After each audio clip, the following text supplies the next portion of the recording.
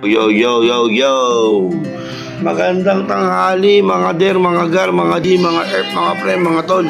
Yun yan, no? Order tayo ng earphone intercom sa Facebook, hindi sa Shopee. Yun yung pahat doon. Mga der, ang ganda sa ano, dalawa. Buy one take one in order ko, halagang 800 pesos.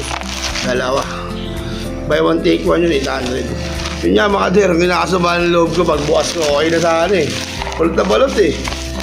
Pagbukas ko mga der, ito yung lumabas. Putsang inang yan. Ay po, cellphone holder mga der.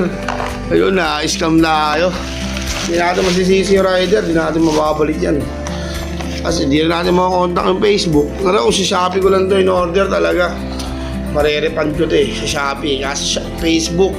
Yun nga, no, lesson sa atin, no, huwag tayong order sa Facebook, baka magaya kayo sa akin. Ito, putsang ano ba, one take one nga, ito yung dumating. Wala pang kakwenta-kwenta tong holder na to, napakalambot, no. Walang kakwenta-kwenta.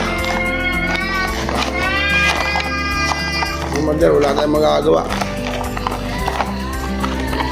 Kaya, napahit ako sa inyo yung combo namin ng rider eh. Wala tayong magagawa doon eh. Naano yan eh. Pero wala. Basic. Lesson learn lang sa mga order sa Facebook. Yung order dyan, buwisit na yan. Pero kung Shopee, marerepand natin yan. Yun na, hanggang dito na lang mga der, no? Hindi natin masisisi yung rider kasi dati tayo delivery Shopee. Hindi natin talaga sila masisisi. Pag nabuksan na, hindi na talaga pwede yung repand. No?